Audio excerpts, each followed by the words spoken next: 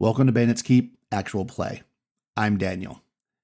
We are focusing in here on my original Dungeons & Dragons campaign, the solo campaign I'm doing using Chainmail and Outdoor Survival.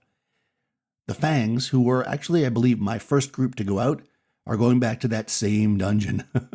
This dungeon has been, well, a source of some wealth and success and lots of failure.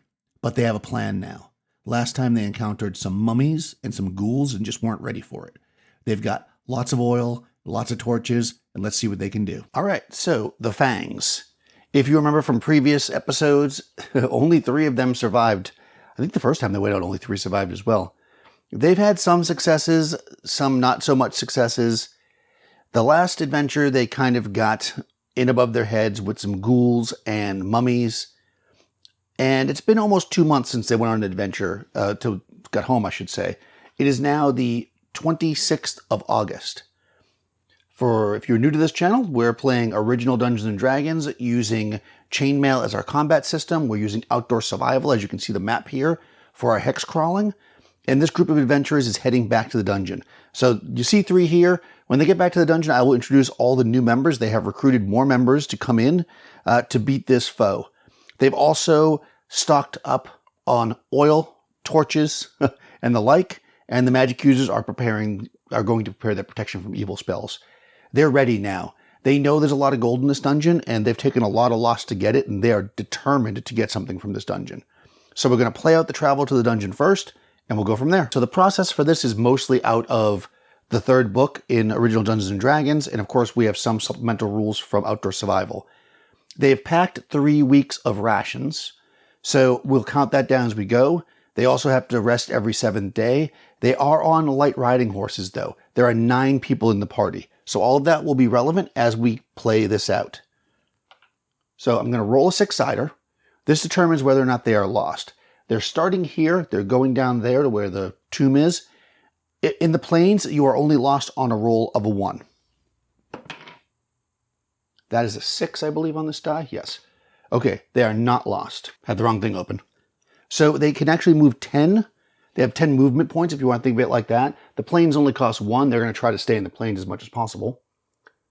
1, 2, 3, 4, 5, 6, 7, 8, 9, 10. They've moved 10. They end in the plains. I roll again now for a wandering monster. In the plains, they encounter something on a 6. 6. Haha. That's 2 6s in a row. All right, so I'm going to make a mark for 1 day of travel because there is going to be an encounter and that may be an issue. So I'm calling it plains, but in the clear, we're going to roll a d8 to see what they encounter. 7. We're encountering some form of animal. So when we look at our animal table, okay. I don't think we're going to use any of these optional ones, so we're going to go basic animals. We're going to roll a d12. 5. 5 is ants. Okay, so you can play this out any number of ways. Typically, that will be giant ants. I'm just going to go with that because I think that makes the most sense. When we look at giant ants, or really any giant or insect, we have large insects or animals that can be from 2 to 16 of them. What we want here is a fairly high number because we want to be able to evade them, and high numbers help with the evasion. 5 and 5 is 10. So 10 is more than half. Is it 60% though? Let's take a quick look. So we look in this book. We'll leave it on this page for now. I assume all giant animals are roughly the speed of a man. We are actually on light horses though, so we're actually pretty fast. So that will factor into this. Yeah, so it's 62%. So we're going to fall into this category here, over 60%. So we are 9 people, over 60%. We have a 70% chance to evade them. We are on light riding horses. They move the speed of 12 because that's their speed. Our speed is 24, so we are twice as fast as them. That means that we have a bonus of 25% to evade them. I'm going to roll this. This is a D10 that's marked twice. the Gary Con thing is a 10. I'm going to roll. We basically have a, 95% chance to evade them. 2, 3, that's 23. We evade them. If you have a successful evasion, you don't have to move. It just ends your turn. You're done. So they basically say in OD&D that these animals don't, like, if you encounter animals, it's never a lair. So I'm not going to worry about that, which would be the other thing we check for. So now that's the end of this day. Because we're moving at the same rate as we're consuming rations, I'm not going to monitor that separately, but I will monitor it separately if need be, because if something happens and we get chased off or whatever. Okay, so day 2, we're starting in the plains. 5, we are not lost because, again, you're lost on a 1. So what we're going to do, we can see here there's a river ford. We're going to go across that. 1, 2, 3, 4. A ford only counts as 1. 5, 6, 7, 8. Now, the same thing happened to me last time. They're going to stop there because 9, 10 will put me in the woods, and because the woods take 2 movements, and there's a higher chance of an encounter in the woods. I mean, that's just common sense. They're not novice at this point. They've been out several times. They're going to stop there. So this means I'm only going to have an encounter if I roll a 6, which I do. So they got one anyways, even with the... Boy, that die rolls a lot of 6s. Okay, so I'm going to roll on the D8, same thing as before. Oh, actually, again, for organization purposes, you want to check this off first because I might end up having a run or something. I've rolled a 7 again, which again is animals. That's very funny. If I roll ants again, that'll be like the ants followed them. 4. Toads. So again, this could be a horde of regular toads, but I think giant toads make sense. So I'm going to do the same thing. I remember that they are 2 to 16. Again, we want a lot of them. Ooh, 2. And 5 is 7. So that is less than half, but more than 25%. So we basically fall into this category here. 50% chance of evasion. Can you see that? I'll move it up. 50% chance of evasion. Again, we're twice as fast as they are because giant toads certainly are not as fast as riding horses. So we've got a bonus 25%, so we have a 75% chance to evade them. 4, 5, so 45, we evade them. Again, this can't be their lair. That's the end of that turn, if you will. Okay. I'm tempted to switch my die. Okay, 4.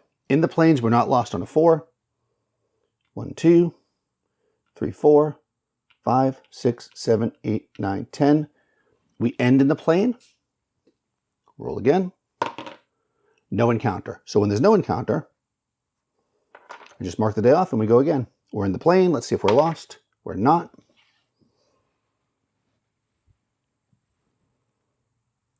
One, 2, 3, 4, 5, 6, 7, 8. Again, we don't want to end up in the woods, so we're going to stop. So we'll roll again. Only an encounter on a 6. 6. Wow. All right, let's see what it is. D8 to see what kind. 2. Oh, not an animal this time. Okay, as we're setting up camp, we're going to encounter a flyer. Okay, this is bad because flyers are always fast, right? So that could be a problem for us because we're not going to get that bonus for being on horses. So when we look at our flyer type, since we're down here, I can actually just move this book up here. Flyer type, this is a D10. No, it's D12 roll. Again, I'm going to roll 11. So this is not a dragon. Okay. Oh, hippogriffs. All right, well, hippogriffs are interesting. They are, I think they're lawful. Yeah, they're lawful creatures. So there's a very little chance they're going to attack us, but we're still going to evade them just to be safe. We don't want to mess around. So let's take a quick look at hippogriffs. And again, they're definitely faster than us. It'd be nice to be riding some hippogriffs, but I don't think we're at the level yet that we want to try to capture hippogriffs. So, hippogriff. Oh, 2 to 16 again. They are 36 when they're flying, which means that we're 24. They're not twice as fast as us, but they are faster than us. So they won't get a bonus, but if there's a chance they'll follow us. Okay. Let me see how many there are. 5. 2, again, I forgot to mark the day off, so I'll do it right now. 7 is less than half, so we're back to that same thing. Remember what it was before, 50%. But we don't have that advantage anymore. So we basically have a 50% chance to evade them straight up. They're not twice as fast as us, so there's no penalty for us, but they are faster than us. So if we don't evade them, then we're going to have a problem. Oh, 9. Don't even roll that. 93. We do not evade them. So when you don't evade something, you have a choice. You can either confront them, but again, when we're traveling like this, I try not to have encounters with creatures because if the hippogriffs are hostile, that could be a big deal. And these characters are mostly first level. In fact, I think they're a couple of them are second level. And we have 7 hippogriffs. They're pretty powerful. It doesn't seem like we want to deal with that. I hate running in a random direction, but sometimes you got to do it. So what you do is, if you cannot evade them, then you're forced to move. Up here in the corner, there is a chart. We're going to roll a d6 to see which way we go. 5. 5 is diagonally into the woods here. You automatically move 1. I mark off a day because that counts as a day, which is actually a problem now because we're supposed to rest after 1 more day. Because they're faster than us, there's a 50% chance they will pursue. So 1, 2, and 3, they pursue. 4, 5, and 6, they do not. 1, they pursue. If they pursue, then we have to try to evade them again. Remember, we had a 50% chance. I'm just going to roll this again. All right, 2, it's going to be less than 50. So we evade them the second day. But we must now, the next day, right, because after you run, you have to, for every day you run, which was 1 for us, you have to rest half a day. So we're only going to have half movement today. And then we have to rest. Can we get across the woods with half movement? 1, 2, 3, 4, 5. 1, 2, do I want to lose another day? Because then we have to sit and rest the next day. So then we'll be in the woods for 2 days. So I'm not going to do that. I think it makes more sense for us to retreat back and just wait. So what I'm actually going to do is just do, I'm just going to do one move today in the plains. So we're not going to use our full movement. So that'll be day 6. And I'm going to roll for an encounter. Because again, we know it's safer in the plains generally, although we keep getting encounters. 2, no encounter. Okay. So that's 6 days. There's no encounter on day 6. So we're able to rest for day 7. And 1 week has gone by. On this day, we have to roll again for an encounter, but not for being lost. No encounter. Okay. Good. We're starting the next week. Day 8. Let's see if we get lost. We're in the plain. We do not. So again, our idea is to go across these woods. So 1, 2, 3, 4, 5, 6, 7, 8, 9, 10 will put us there where we end in the plains. A 6 will give us an encounter. Hopefully not. No encounter. Day gone. Okay. Next day. In the plains, not lost. 1, 2, 3, 4, 5, 6, 7, and that's 8, 9, 10, whatever. We are where we need to be. So another day has gone by. We are in the plains, so there is, as long as we don't have an encounter, we're basically at the dungeon and we can come in or go in tomorrow. No encounter. So we've traveled 9 days. So this is our travel to the dungeon. It is now 5. It's the September 4th. We're going to enter the dungeon. So I'm making a note about that. And then that way we know exactly where we're at time-wise, and we'll get all this out of the way. We'll go into the dungeon, and I'll introduce all the new party members and give you an idea of what their plan is. Okay, it is the 4th of September, and the Fangs are entering the dungeon. Now, they've had a mixed bag here with some success, some failure, but the Fangs themselves are still fairly in debt to the cost of the original map. So once again, they're coming back. They know there are great riches here. And there was a hint of it actually on the 2nd level because they encountered mummies, which of course are known to guard amazing riches. So after being really almost wiped out by the mummies, they've made a big plan. All of the characters are equipped with effectively 6 to 8 foot torch, length torches, basically sconces, if you can imagine, that you can strap a torch head onto, I should say. They have all got these torches. They're not going to use them all right away because I don't want them to burn out.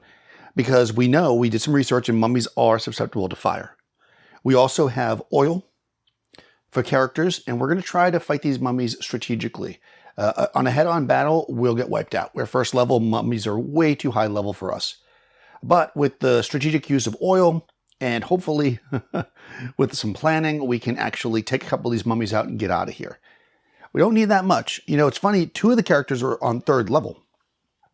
Yeah, 2 characters on 3rd level, which is interesting because they're magic users. So they finally got 2 hit dice. So I'll show you what that means when we get in combat if it occurs. Effectively, that means they need 2 hits to kill them, 2 simultaneous hits, making them a lot more survivable. Once you get a couple hit dice under your belt in this system, you become much more survivable. But first of all, let's do a little business. It's been a while since they've been here, almost 2 months. The entire top level was cleared out, which means that there's potential that something moved in. So I'm going to say for every month they were gone, there is a 1 in 6 chance that something came in here. So what we're going to do is we're going to roll 2d6, and if either one of these is a 1, the top floor is occupied. Otherwise, I'll still roll random monsters up there, but I'll just use the level 1 monster chart, and there won't be that many of them.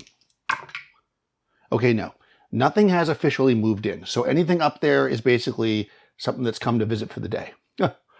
If this is your first time watching this, the way I track my torches is right here.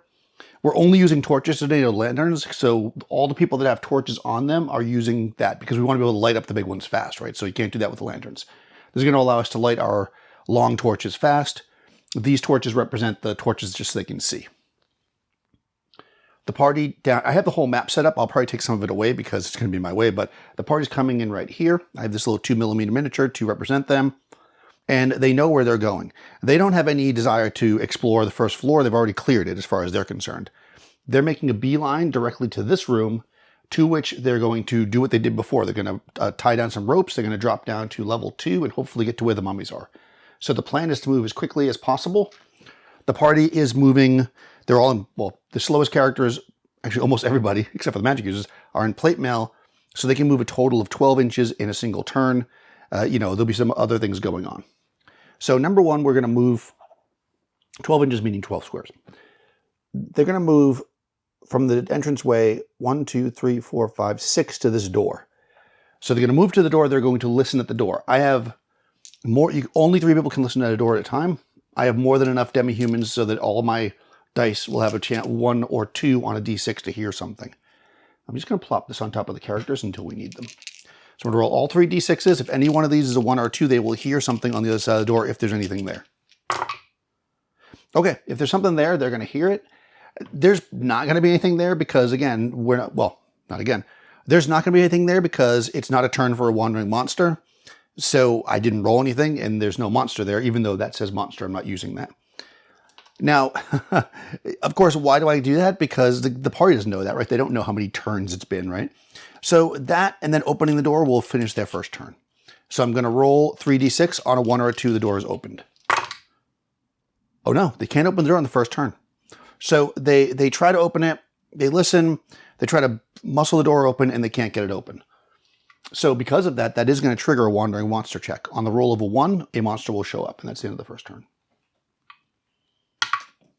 4, nothing. All right, they're going to try again. Now, before I even do this, I'm going to roll every 2 turns. I roll for a wandering monster, but the wandering monster comes at the end of the second turn. So I'm going to roll now as we go into the second turn because I want to know where the monster's going to be. 6. Okay, no wandering monster. Maybe someday I'll be able to throw it in the actual box. Okay, so they'll try to open it again.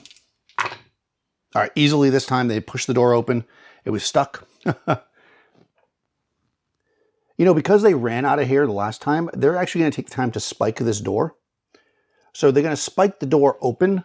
So I haven't been doing this. Basically, in OD&D, doors close behind you if you do not spike them. But generally, we've been leaving not in a rush. Although last time they ran out of here, I may have forgotten to do that before. So they're going to spike the door. So when we spike a door, it basically stays open. So I'm going to mark it with a tag here that it's open. But here's the catch. If I roll this die and I get a 5 or a 6, it's going to close before they come back to it. They won't be able to spike it. So we'll roll that. No. Okay, so that door is going to stay like that. We know we can pass through it freely. All that's going to take half a turn, which means they have 6 movement. So I think that allows them to go 1, 2, 3, 4, 5, 6. They're going to get right up to this corner.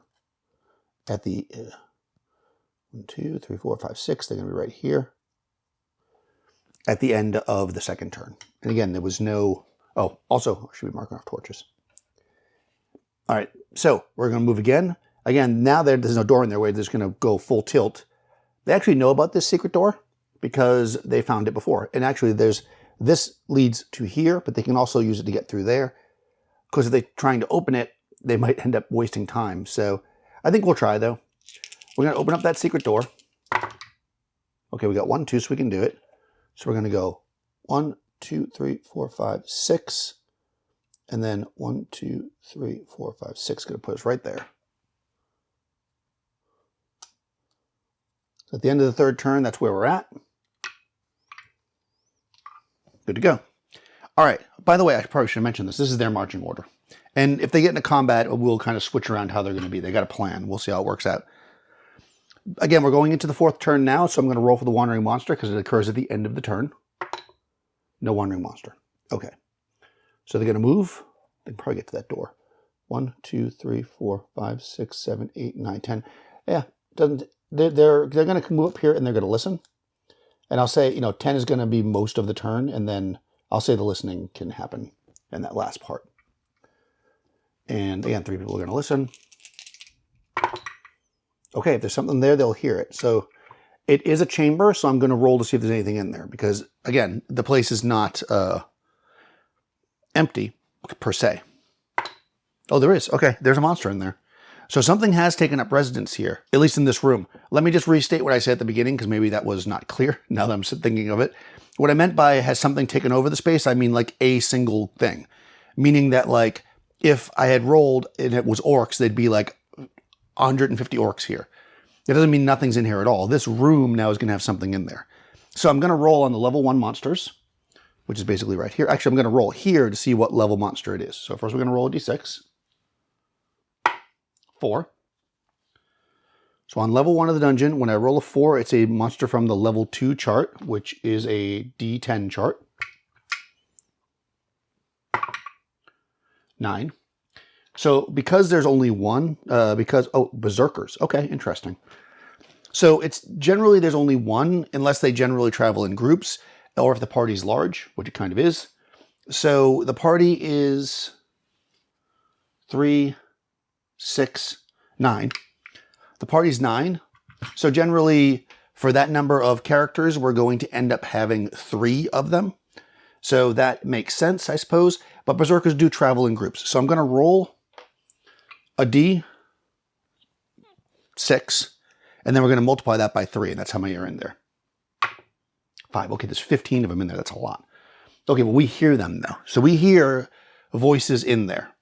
So there's some and berserkers are basically men. So they're probably speaking the common tongue. So the party is going to... All right, so the party, knowing that there's men in there and that there's a lot of them, I mean, they can hear. They don't know there's 15, but they know that there's quite a few of somebody in there. They're going to prepare a sleep spell. Somebody has a sleep spell. By the way, I have all the spells here. Mostly they took protection from evil, but Jolly took a sleep spell. So there's 15 berserkers. All right, let me look up berserkers quickly and see what it says. Berserkers are simply men mad with battle lust. They will have only fighting men with them, as explained in the paragraph above regarding bandits. They never check morale. When fighting normal men, they add +2 to their dice score when rolling due to their ferocity. Okay, cool. Leather armor. All right, so they're light foot, and they're 1 + 1. Okay, so, and I guess we got to figure out how they're armed based on bandits. So there's 15 of them. Okay, 40% light foot. Okay, actually, so the ways that these berserkers can be are basically, they can be light foot, they could be bowmen, or they could be on horses, but obviously they're not on horses in here, and I don't see berserkers being bowmen. So we're going to say they're all light foot, so they've got like hand axes. So that's, but they do have this +2 to their die. Now, obviously I can't use that directly because +2 in the group combat would be outrageous. Like that would just be a ridiculous amount to add to a die roll. So what we're going to do there is we're going to add 2 extra dice to the group's total roll, not to the individual thing. Okay, so here's the plan. The party's going to bust the door open and try to throw a sleep spell and let loose with their missile weapons. Now, you might say, should they try to negotiate with these people? I think at this point, they're going to see what they look like and make a judgment. But no matter what, they're going to sleep them because they figure at that point, very much they have the lead. So what I'm going to say here is we need to do two things. Number one, they're not surprised by, the party is not going to be surprised. So we're going to see how far away they are. Are they right by the door or are they on the other side of the bridge? That's 4, 7. So they're 70 feet away. 1, 2, 3, 4, 5. Okay, they're way over here. All right. So in the beginning, the party knows what this room looks like. They can hear them barely because they're far away. The plan is going to be they re-line up, right? So they get themselves lined up, I should say. Jolly, the magic user, right here. He's going to be, in the back, but, behind our rank so he doesn't get hit. But he's going to get the sleep spell ready. So he's not going to get into melee, basically. The other characters that are more armor clad, so these 3 are going to stay up front. But we've got 2 of them with crossbows. They're going to level their heavy crossbows so that if anybody charges at them, they're going to get a missile volley off before they get to them in melee. Then we'll switch up. All of these guys in the front have plate mail on. So what we're going to do is this. The very first step here is to see if we can open the door in one push. And if we can, do we surprise them? So that's 2 things we need to know. So here we go. 1s and 2s on the dice will open this door. We just need 1. Okay, boom, the door below's open. Do we surprise them? If we roll a 1 or a 2 here, we surprise them. If we do not, then we're going to have to roll initiative to see if they move first or we move first. We do not surprise them. Okay, so we bust the door open, and we basically are going to roll initiative here. If we get the initiative, then I'm going to let the sleep spell go off because, again, Jolly's not going to be in melee. If we don't get initiative, then I'm going to say that they can charge to us, right? And they'll be mixed in with our guys. And since Jolly doesn't want to put our guys to sleep, he won't cast the spell. So here we go. White die is the player initiative. Black die is the enemy. Okay, we win. Okay, so Jolly is going to get the sleep spell off. They are 1+1 hit die. Let's take a quick look at the sleep spell. Again, the party doesn't know that they don't check morale. This is the kind of thing you can break somebody's morale with, basically. Not going to work here. Okay, sleep. Sleep spell affects 2 to 16 first level types, hit dice up to 1+1. So it's going to affect 2 to 16 of them. So we're going to hope for some high rolls on this D8 so that we're facing less enemies. So 2 to 16 of these guys are going to go down, and the rest are going to charge forward. 2 and 8. 10 of them. Whew, okay.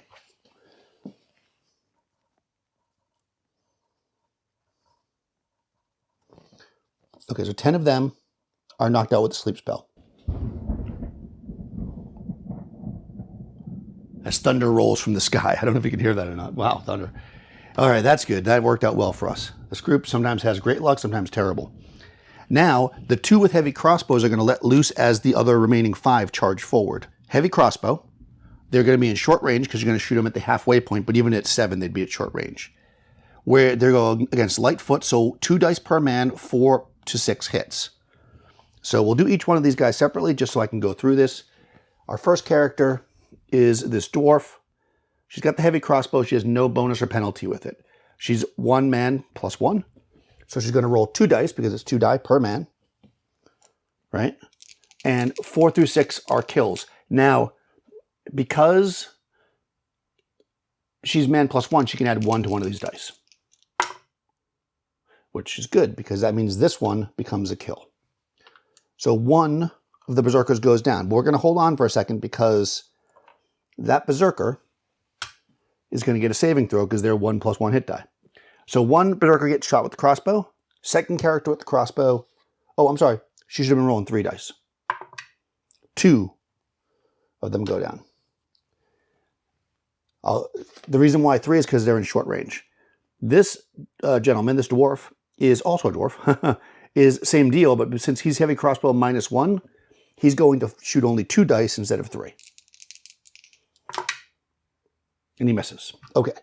So 3 of them are going to charge forward. But the 2 that got shot are going to get saving throws. So remember, if you've watched this before, if you have 1+1 hit die and you get taken out, you get to roll. If you roll a 1, you're actually not down. So I'm going to roll 2 dice. If I get any 1s, those 2 guys are not dead. Okay, they are dead. Okay, so The 3 charge forward. Again, they're berserkers. They don't check morale. And they're going to get, now, when they charge forward, there's one character of ours in the front blocking them in melee, so he's also going to still get to attack. They charge forward, they are Lightfoot. This is going to be bad for the berserkers, I'm going to tell you that right now.